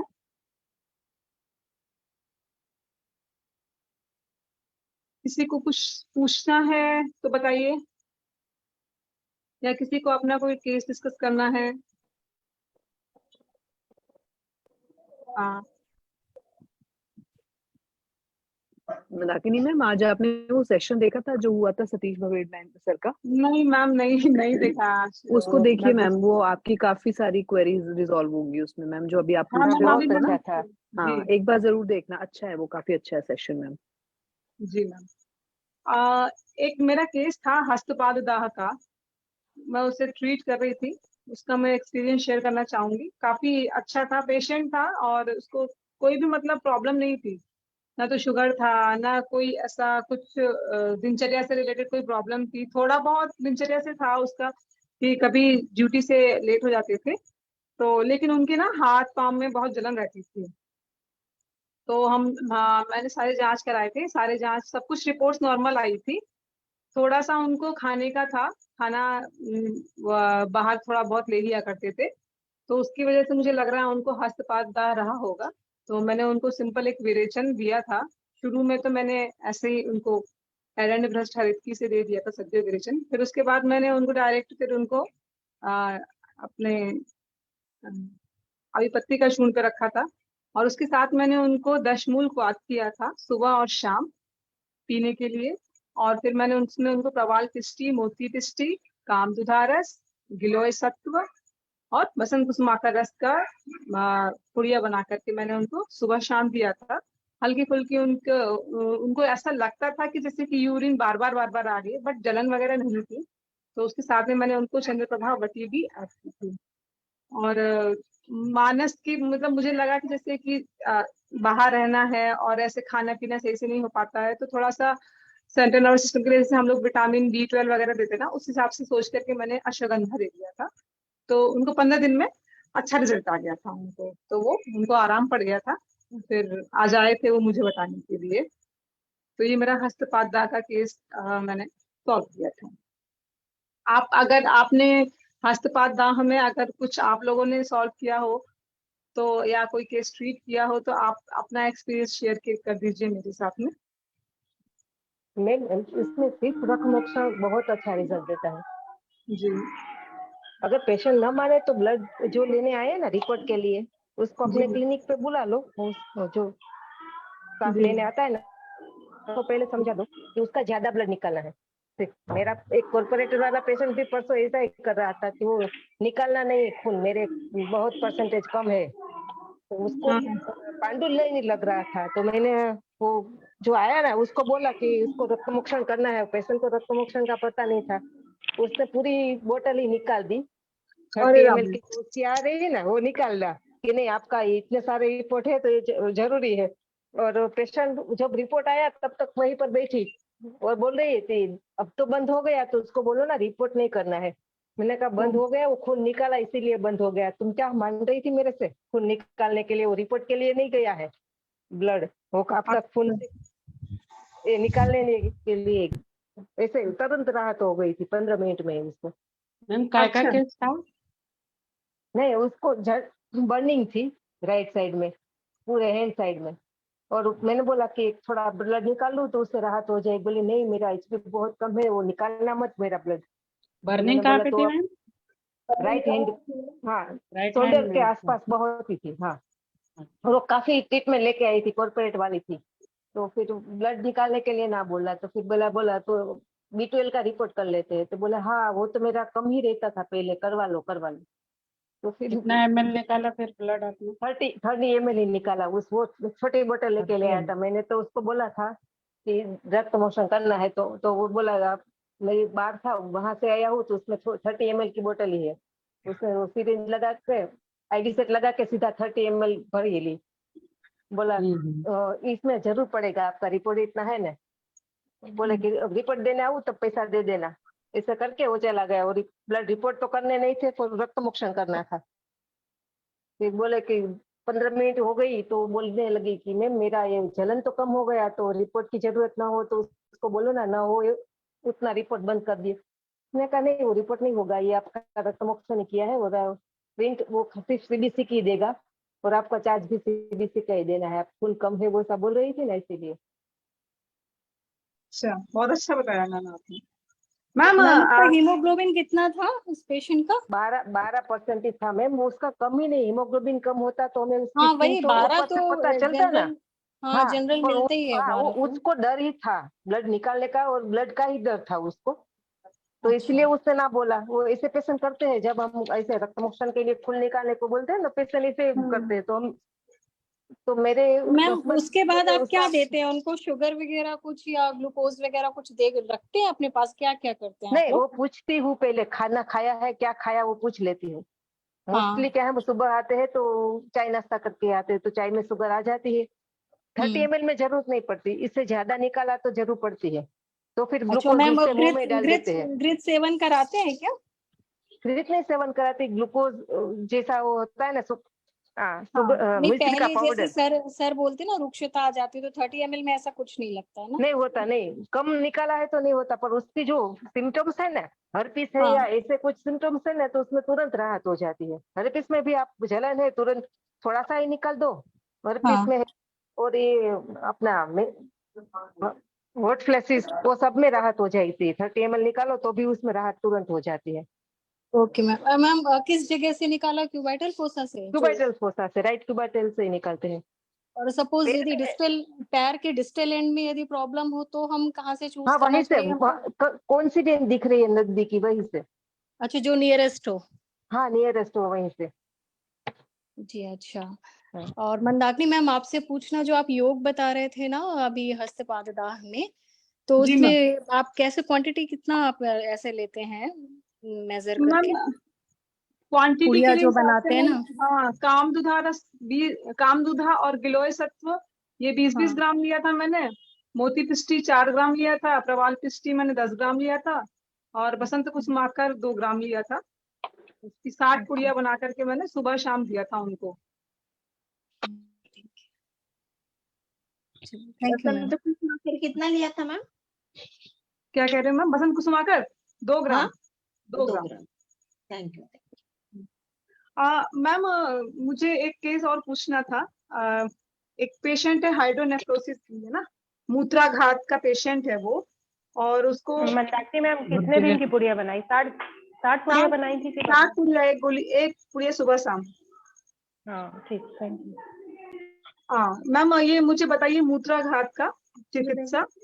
पेशेंट को हाइड्रोनेफ्रोसिस है और उसको यूरिन में जलन आती है, हल्का फुल्का दर्द होता है, और हाइड्रोनेफ्रोसिस उसके अल्ट्रासाउंड में आया है।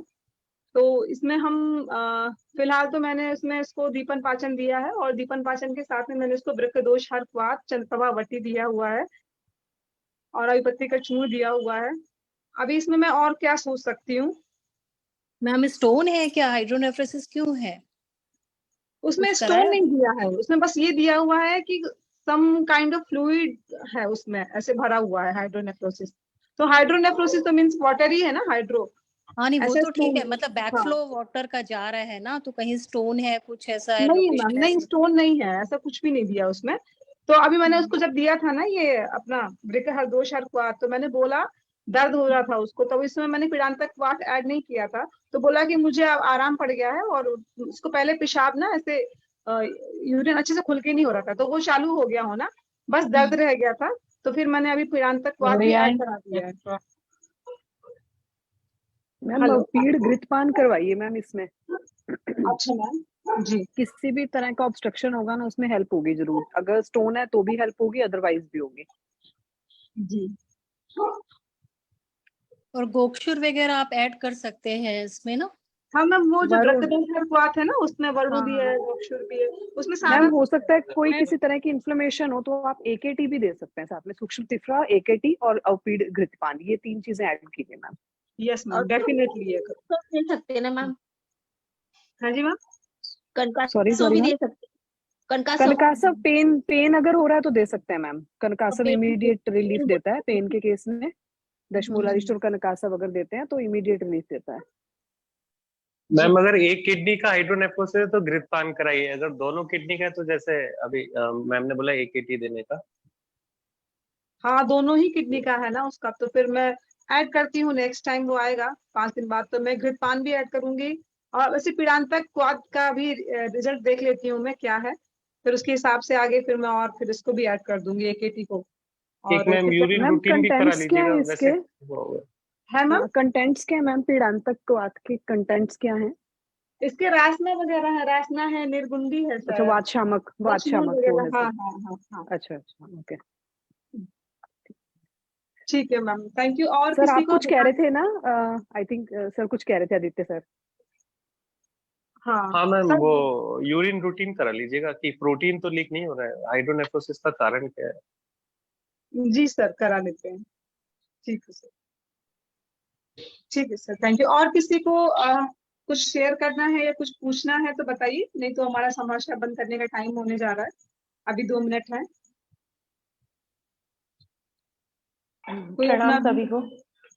हाँ मैम, एक मेरे पास भी एक पातदाह की पेशेंट आई थी, वो आफ्टर डिलीवरी था उसका पातदाह, तो उसको ना वो रक्त मोक्षण के लिए भी तैयार नहीं थी, उसका हीमोग्लोबिन सही में कम था, तो मैंने ना उसको पैर में विद्ध कर्म किया था, उससे भी उसको काफी आराम हो गया था, मतलब तुरंत में तो बहुत ही रिलीफ हो गया था, काफी कम हो गई थी उसकी बर्निंग, लेकिन ये कौन कि से ठीक नहीं पॉइंट हुआ। पे किया था मैम? मैम वही शिप्रमर्म से 2 अंगुल ऊपर। अच्छा ठीक है।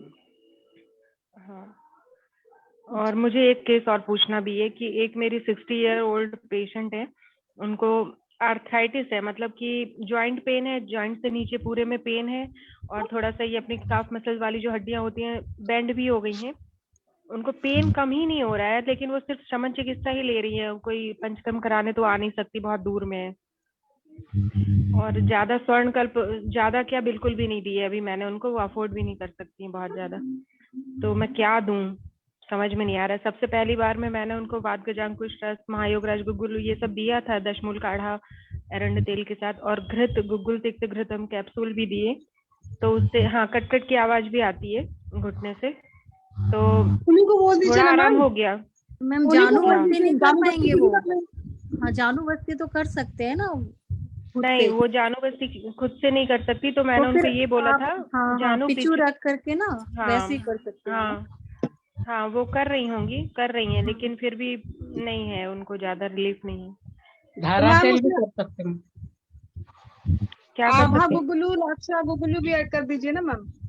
मैम एक बार उनको सेशन में ले आइए, एक हाँ, एक बार ले आइए मैम सेशन में, उनका डिटेल्ड एक बार हिस्ट्री चेकअप करके एक बार देख लेते हैं क्या है, और फिर जी। उसके बाद आई थिंक सजेस्ट करेंगे तो ज्यादा अच्छा रहेगा मैम। हाँ ये तो है, और इससे पहले डिस्कस किया था तो अस्थि मज्जा पाचक या फिर अस्थि पोषक वटी ऐसे देने के लिए बोला था, तो मैंने दिया उनको एक एक करके, एक बार प्रवाल पंचामृत दिया था, तब भी उनको ज्यादा बहुत कोई रिलीफ नहीं हो रहा। पहली बार में हुआ था तो बीच में कितने उन्होंने 20 टाइम दिन तक लिया था खाते, मैम? 1 महीने।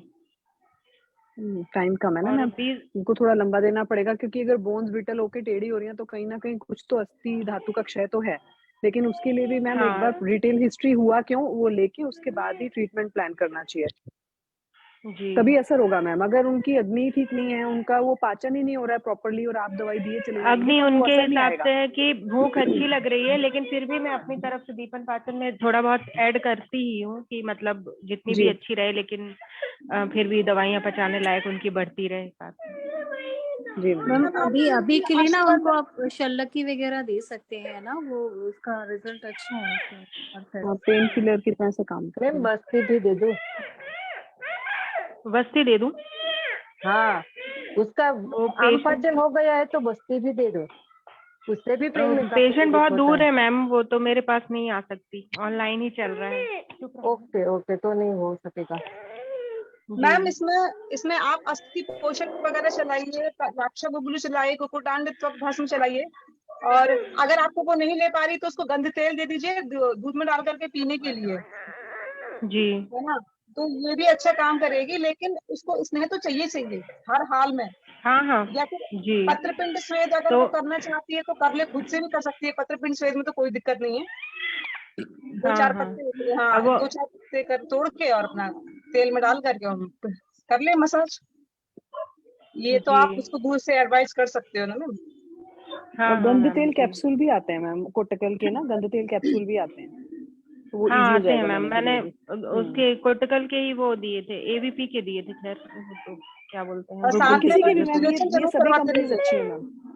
जी जी। और मैम साथ में विरेचन जरूर करवाते रहिएगा, और अश्वगंधा कुछ ऐसे नर्वस सिस्टम पे काम करने वाले भी दीजिएगा, जरूर से ऐड करिएगा जी मैम। ताकि, और सनलाइट एक्सपोजर वगैरह जरूर होना चाहिए ना मैम उनका, क्योंकि वो एज ऐसी है ना। हाँ हाँ जी ठीक है मैम, और किसी को आप थैंक यू। अपना नहीं अभी हम पॉइंट सेशन बंद करते हैं क्योंकि टाइम हो गया है, फिर कल मिलेंगे। थैंक यू, प्रणाम, गुड नाइट, शुभ रात्रि।